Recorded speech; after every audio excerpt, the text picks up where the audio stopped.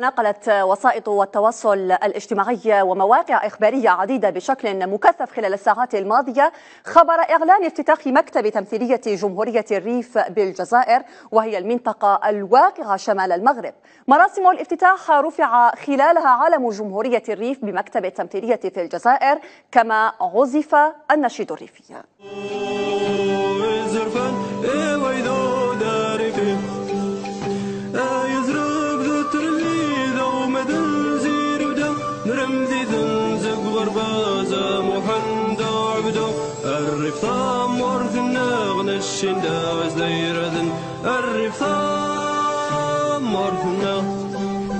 بهذه المناسبة الهامة وباسمنا كأعضاء في المجلس الوطني وكافة أعضاء ومنخرطي الحزب الوطني الريفي والشعب الريفي قاطبة في أرض الوطن والشتات، لا يسعنا إلا أن نتقدم بالشكر الجزيل للجمهورية الجزائرية الديمقراطية الشعبية حكومة وشعبا على حسن الاستضافة والاستقبال، وهذا ليس غريبا عن مكة الثوار التي لم تتوانى قط عن دعم كافة حركات التحرر في العالم كما وصفها زعيم الحزب الإفريقي أملكار كابرال. الموقع الإخباري الجزائر 24 تناول شهادات ثلة من أبناء الريف وأعضاء من المجلس الوطني الريفي الذين قدموا من الريف للمشاركة في الحدث الذي يعتبرونه تاريخيا، متحدثين بكثير من الأسى عما يعيشه إخوانهم من اضطهاد وتعذيب على يد المخزن، مؤكدين أن لا حياة مع الاحتلال المغربي.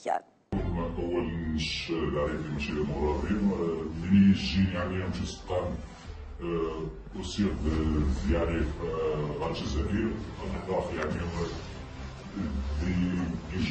يجي العيد نعرف يعني عيد تاريخي يعني السودانيون يعني بلا الاستقلال يعرف وهذا الوجه الحياتي ديال الأمراض التواريخ باش سقام من غير قيم الاحتلال الأمراضي شي يعني الطريقة مباشرة غير مباشرة وكي نسبو بو يمشي سقان يمثل التعايش الحياتي كنظام أمراضي.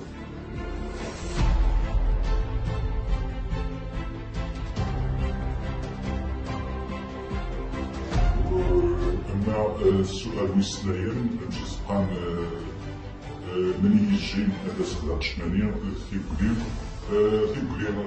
بالنسبة لي في يعرف يمشي سقان يدير حوايج كي تفيق في الاستبدال ديال الحبس باش سقان يعني من حوايج كيشا خمسة ديال الحبس باش سقان إذن تيقولي يخصها من السيكون عارفين هذيك الاستبدالية ومشي شنو يخدع غاوري معاودين إذا تسقان التواريخ العيدة وقشتوز ما أضيع الفرصة النص والفرصة التاريخية التي يعرف الريفيين.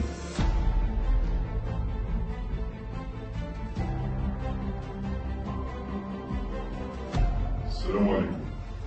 الاضطهاد تعيش الشعب الريفي تعيش في الحكرة زين نهار يوث أو علوية ديال الريف اللي تدفع سبانيا وعلوية زين نهار تعيش تعيش التعذيب، التهجير، القتل، السجون، الاعتقالات بالجملة، خير على ذلك النهار كان فرار كالريف تعقل 1000 وشي حاجة ونقول أرقام مؤكدة تعقلنيات مثل مرة وعلى بنتن بالاغتصاب ونشي كيساو دومات لنش تعدلوها كيسن لنش تعقلها كيسن لنش عدناية نش كناية فوت نش كناية تيارة يتمثل رجال ديالي فين يسنو السنو ميقان تيارة السنو ميقان بارويتا السنو ميقان تبعش الفوز تجيب تكتني تبعش انت لا جاشي باريتا مثلا نكتار تكتني تبعش انت تكتن ماسك في الطول يزوق وزراعتك سهولي بنادم شو سيدها الجزائر فحص كيف ما أميكو سيوس بروبا مولد كيس مدينة تدير لجمهورها.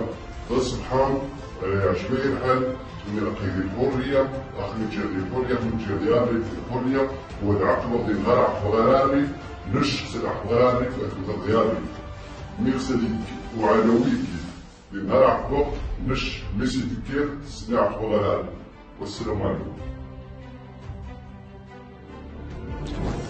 بالنسبة للاغتيالات راه كاينين بزاف.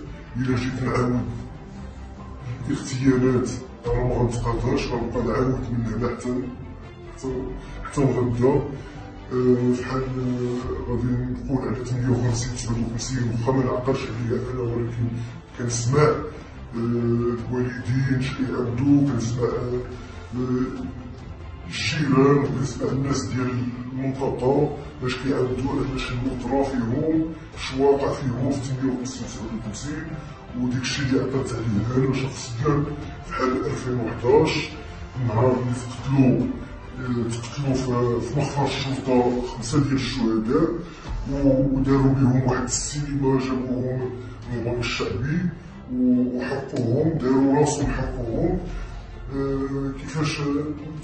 كيفاش الناس دخلوا زعما يسرقوا وهما مجموعين، ما يمكنش. المهم وجات مور 2011 جا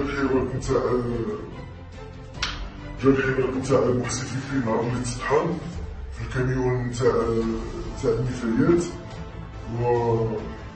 وزيد من موراه قتلوا عماد العتابي بالرصاص نتاع البوليس او العسكر ولا العرب، ومن موراه ولا قدامه كريم شقار وريفي موكس اللي قطعوه اجزاء طروفه.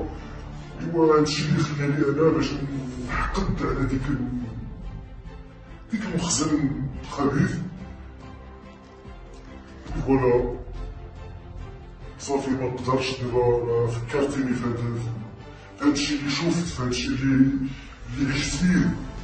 ملي كنتفكر ما كنكونش هو هذاك، ما كنكونش مرتاح نفسيا. حافظ الشعب الريفي دائما على استقلاله على ضوء التاريخ، وحاول ببساطة أن يحقق هذا المنتهى بكل ما أوتي منه. ورغم الظلم والجبروت الذي نعاني منه اليوم، ستبزغ شمس الحرية والاستقلال وتعمر الريف الطاهر. الاستقلال بالنسبة للإنسان الريفي هي ليست فكرة، هي طبيعة إنسانية.